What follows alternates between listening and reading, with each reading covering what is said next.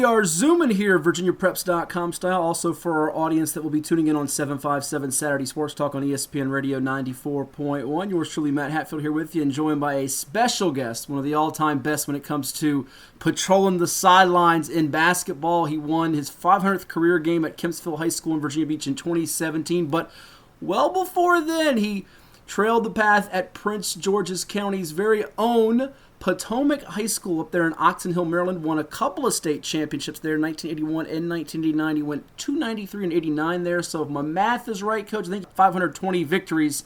We're talking with our good buddy Taft Hickman, who, by the way, coached a man you'll be seeing coaching Game 3 and 4, maybe more if it goes beyond that, in the NBA Finals, Monty Williams, who will be part of our main discussion today. Taft, good to see you, my friend. How's life treating you in Phoenix before you board the plane back for the East Coast? Hey, Matthew, everything is great. It's been warm. It got a little warm last night. It was 95 and it was 95 outside. I had to turn the air conditioning down a little bit more, but just beside the warm weather, everything else has been great. I heard 111 degrees the other day. Is that right? 111, that's normal for right now. That's normal, and, you know, a lot of people that live in Phoenix are people that I know that I've coached over the years, and the coach, don't go out in the heat too much. Try to drink as much water as you can, so I've been trying to follow their rules since they live here. Yeah, stay hydrated, number one, and number two, find a pool that you can jump into or get some relaxation there. Now, a pool on the inside. A pool on the inside. The water's hot outside. That's true. An indoor pool's better than an outdoor pool with 111. That's for sure. Now, when you coached, though, were you a guy that wanted to turn up the heat on your opponents, or did you like it cold in there? Because some of you coaches have those tactics where you play with the temperature indoors there. I kind of like had it up and moved it down. Just kind of move it around a little bit so I can get comfortable. Good deal. Tell us more about Monty Williams here. And I understand he was born in Fredericksburg, Virginia. So give us the time capsule, what brought him to Maryland, and tell us about your first ever encounter with Monty. Yeah, Monty's a rooster down in Fredericksburg. And I guess I met Monty when he was like 13 or 14, probably 14 as a ninth grader. Okay. At Potomac. One of the other players brought him over and introduced me to him. Well, he brought him over and introduced him to me. And gangly 6'3", 6'4" kid at the time. And because he played for Oxon Hill Boys and Girls Club, so I really didn't see him that much. I really didn't know he was coming. I knew he was coming from my other Boys and Girls Club, but I didn't know Monty was coming. To the kid brought him over, and I said, okay. I saw some potential in him, and that's where we started. When I watched him on ninth grade, you know, JV played real well, as far as I was concerned. In 10th grade, I watched him, and he came in 10th grade practice. He came into varsity practice one time. And I didn't want to really play him because our front line was so big. He was about 6'5" then, about 6'5", 170 pounds. Our front line was going like 6'7", 6'8". And I didn't want this big coming on the varsity and sit on the bench. So I said, well, you better go back over to JV and spend another year just getting your game together. But he didn't know that I was watching the JV. I was watching him every game. Because the seniors that year, we had actually 4 seniors starting. So I knew that he was going to step in and play as a junior. Mm-hmm. And you've been known for your towering front lines over the years, whether it was at Potomac High School there in Maryland or at Kempsville High School with some Division I big men in Denzel Bowles, Devon Washington, Aaron Brackett. At what point did you know this young man was special in regards to not just the basketball ability, but beyond that, where coaching could one day be his calling? Just his responsibility. Very responsible, 3.0 grade average. Never heard any teachers say anything negative about him. Administration loved him, one of those type of guys. And I guess we go to camp. We spent a lot of time together because mom was a single parent mom. She worked down in D.C. and she would get home late in the evening times. And he would stay after school and work out for practice. So after practice, working out, he needed a ride home. So he kind of started riding with me. And we would ride every day. He would stay out there every day. He said, Coach, how long are you going to stay at school? I said, well, I'll be here till 4:30 every day, 4:30, 5 o'clock. So he'd ask him to work out in the gym. And he would ride with me every day home. And the apartment complex he lived in, he said, Coach, can you watch and make sure I get into the house? So I'd stay in the car and make sure he got in okay. He got everything. He'd wave back. And he always said thank you from that. And then I guess later, got into his junior year, he got his learner's permit.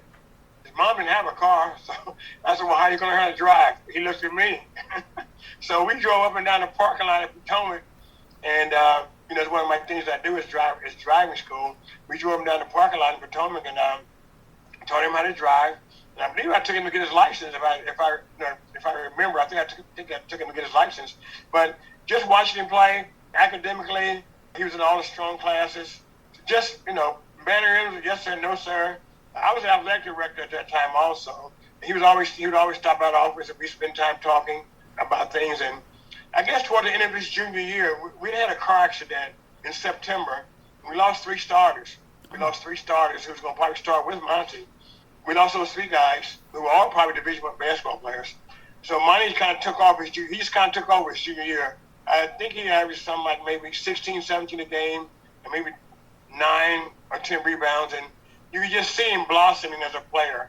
His offensive move. Wasn't a real quick kid, but could get to where he wanted to get to. And he wouldn't let you outwork him. I mean, even in practice, when we ran sprints, he wasn't the fastest guy, but he never finished last, and he never finished second. He always finished first, and he finished all the sprints because, I like to run. I like to run.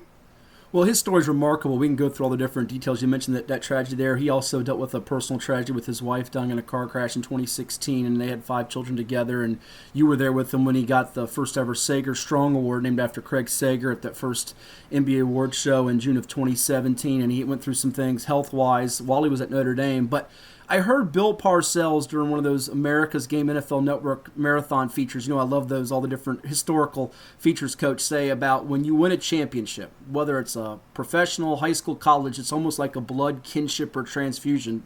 When you win that with them and it's 30, 40 years later, I mean, you still keep in touch with all those guys, including him. I mean, how do you reflect back on those times and great times? Well, I didn't notice anything, but from the picture of our 1989 state championship, Monty had his arm around me. I'm like exhausted. Well, we won the game pretty big, but I'm exhausted. Season over, we didn't play 26 games. We played anybody and everywhere. Matter of fact, that year in 88, we came down and played in the Christmas tournament down at Norfolk Catholic in 88. At that time, we won the Norfolk Catholic tournament. So we didn't have any problems playing anybody. We got invited to a lot of places to play around the country, and I was totally exhausted. And on the picture, he's got his arm around me. And at that time, that's when I had hair. And they had made me a bet that if they won the state championship, I had to go get a haircut just like them. And they had this thing called a hook part or something in your hair. So on that Monday, they had me at the barbershop. And mine was the first one there because he's one of the ones that had the hook part. But and also he said at the end of the game, he said, "I won your state championship." That's those are exact words. I never forget them. And even when we traveled up and down the road to basketball camps, everybody would choose Monty. We would go to 5-star camps. He got chosen in the top group. He was a top 5 player at 5-star. And the coaches said, he's like a perfect kid. Something else. We're reminiscing with the one and only Taft Hickman, who coached at Kempsville High School, also won a couple state championships during his time at Potomac High School in Maryland. He coached Monty Williams, whose Phoenix Suns lead the Milwaukee Bucks 2-0 in these current NBA Finals as we chat. Coach, as you're watching, you get invited to come to Game 1 and Game 2. Tell me about that thrill, being there in the arena, that sellout crowd in Phoenix, raucous environment. Suns win Game 1, win Game 2.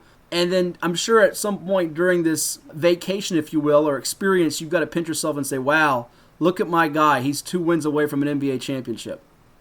Oh, well, yeah. Well, last night I sit back. I was in Monty's suite with his family, and I kind of sit back, and I walked in the back of everyone. And I watched the whole fourth quarter standing up. I was like in the back. I was like saying, wow. And as I watched him on the court, I watched his demeanor.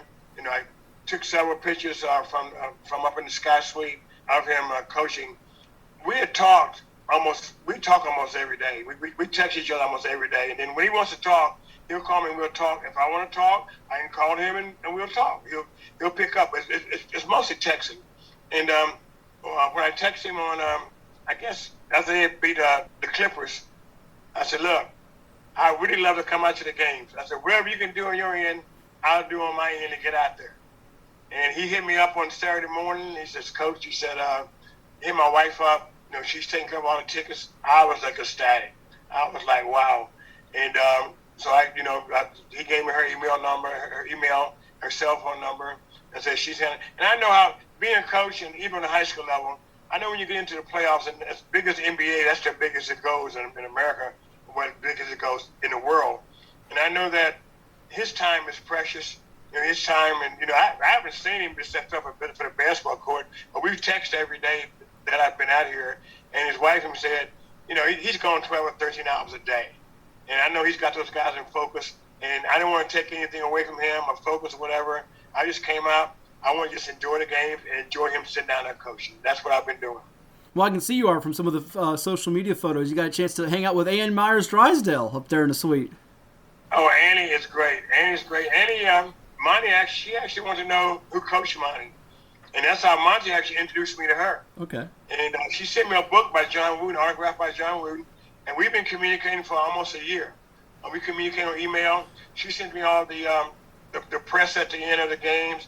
She sent me all the information, and sometimes we talk on the phone, and they just think he's just a wonderful person. So I think the thing was, she sent me a personal letter, which my daughter said, up in Maryland, said, Dad, I got that letter. She said, I want that letter from Ann Myers. But she told me who she was at first, and I was like, I don't need an introduction. I know who you are. I know who you are. To speak on, Coach, what you've seen him persevere through. I mean, all you coaches give life lessons, and you talk about, dealing with adversity, and Monty's done that, and he's reached the pinnacle as far as awards and all the accolades, and he's 2 wins away from it as an NBA coach here. I mean, when he was at Notre Dame, highly regarded, Digger Phelps brings him in, and then he had the hypertrophic cardiomyopathy issue. You didn't know if he'd play again. He ended up having an NBA career. And then, we mentioned the personal tragedy from a family standpoint. How proud you are of not just what he's become as a man and a coach, but how he's impacted others through the game of basketball and beyond it. Well, you have to have a belief. And my thing is, you have to believe in God. And you have to believe that there's someone controlling everything that you do. And the belief is, even when I started coaching myself, I asked God to just give me the wisdom to coach these young kids. Give me the wisdom to be there for them. Give me the wisdom to carry on and just do the things, and the carrying wisdom of being there. And I see Monty has those same traits.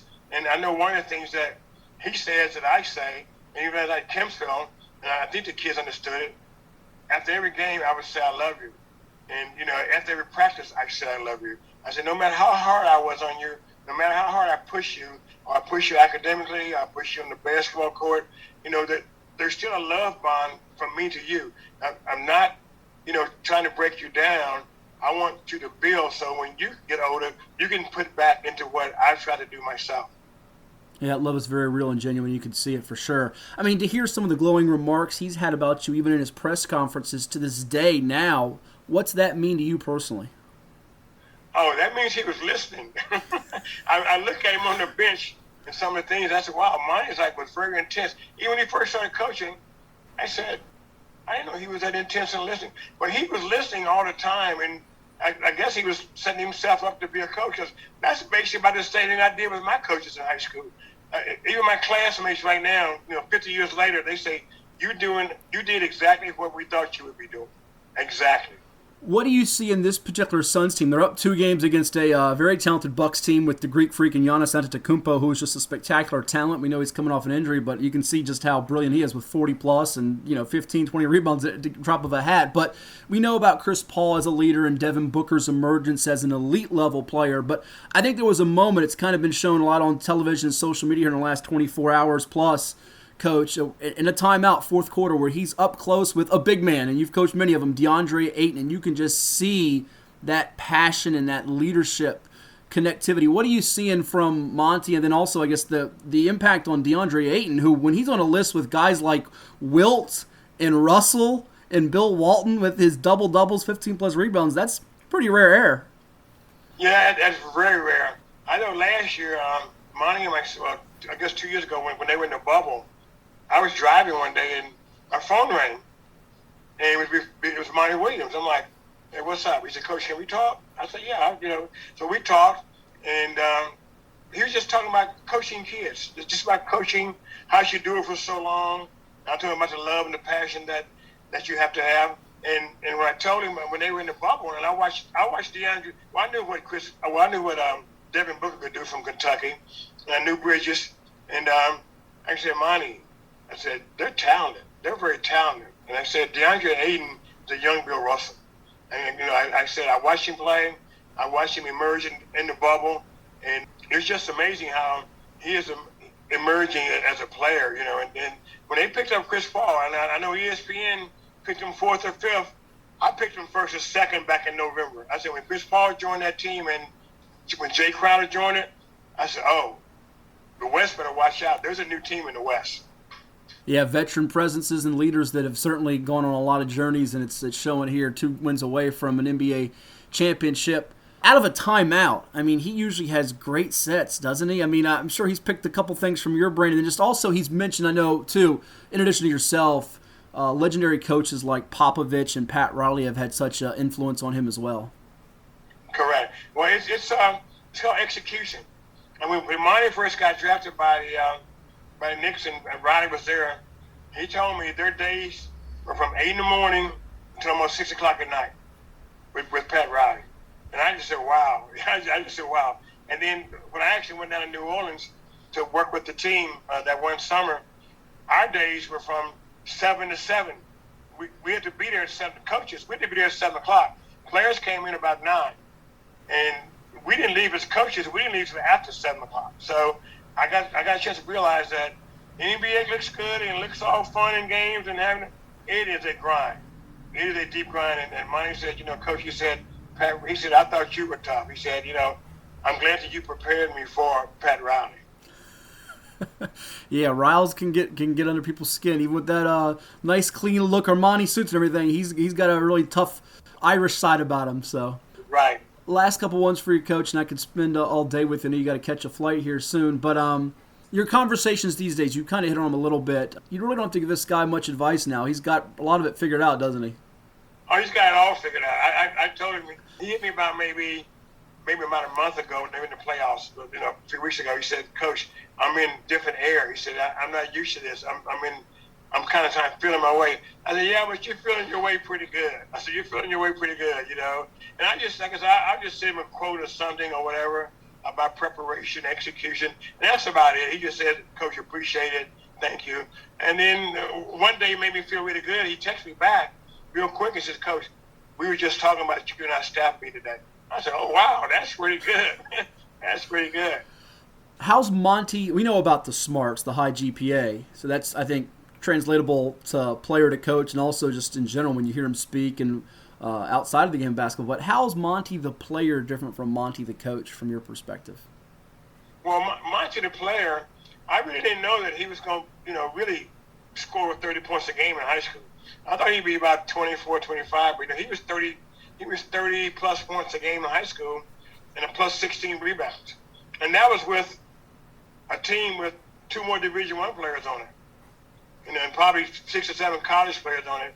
And he was a leader. He was a leader of that team, and he was a leader off the floor, off the court. One of his classroom situations, I guess the president of the senior class was a cheerleader, and I was very, very close to the cheerleaders at Potomac also. And she made a statement one day. We were talking in the hallway, and she told me she was an Algebra 2 trig. And I said, oh, that's pretty heavy, And she said, but Coach, guess who's the smartest one in there? Monty's in that class? She said, yeah, he's the smartest one in there. I said, wow. And that's when I knew that he was really a top-notch student and really top flight because he had the respect of all the students, classroom, even the piano teacher, who's my fraternity brother. He hit me up before I left. He said, Monty took piano. He said, did Coach Hickman send y'all around here to take piano? And because I wanted to work with their hands. My whole team would take piano classes. And they would take piano class to work with their hands and to have their hands. He said Monty would learn the music, he would do the music, and he became a very good piano player. That's awesome. Didn't know that about his musical side as well. How do you see this thing finishing up? I imagine you got the Suns taking it. Now the question is it at 4, 5, 6, or 7? What do you see as this series shifts to Milwaukee, the mean streets of Milwaukee? Well, Milwaukee hasn't really hit their stride yet. I think Chris Middleton, I was trying to find him on the court last night. He disappeared. And Coach, I've been to the foul line as many times as Chris Middleton has in 2 games. Yeah, well, when Chris played with Denzel down at Texas A&M, when Denzel was down there, and I had a chance to see him down there. And I was watching him last night. I said, "Wow, where's Chris at?" I mean, whoever was guarding was doing a great job on him. And the point guard played well last night. Of course, Giannis, he's a bull. I mean, he's a bull. He's a real bull, and they really don't have an answer for Giannis, but I think the concentration, was on Chris Middleton and the point guard, which turned out really good. So Johnson's going to get 30. He's going to get 30 or 35 because of his bulking. I think when he goes to the hole, I saw some hits last night. When he went to the basket, it was just physical. It was just his physical presence. Yeah, I mean, pretty much let Greek Freak get his, but stop everybody else, and they have enough firepower. And I don't know if the Bucks have enough offense to match them 4 times out of 7, and they're already down 2-love. So it's.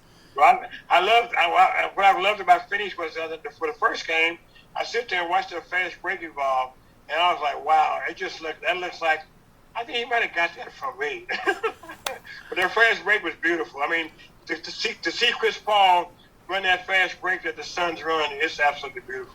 Well, I'll get you out on this, and I thank you so much for doing this with us, Coach Hickman, a man who's won 520-plus games, and only about 100 of them there in the 757 at Kempsville High School following his decorated state championship days at Potomac High in Maryland. What you been up to besides your trips to Phoenix here in retirement? I mean, I'm sure you missed the game some, but you stay close and connected to it. You watch a lot of the high school hoops, the college hoops, the pro hoops. You get a chance to go out to Phoenix. And any possible return trips to the desert there if the series it does go to a Game 5, Game 7? Or have you said, no, I've done my fill, I'll let them celebrate and watch from afar?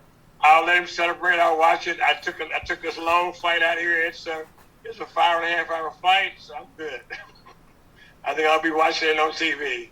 Good deal. Well, hey, thank you so much. It's great to see you enjoying this for your former standout Monty Williams. Best wishes to you. I'm sure we'll see you around somewhere in the summertime, and we'll catch up with you then. Okay, Matt, make sure to tell my buddy hello. Tell Coach Young.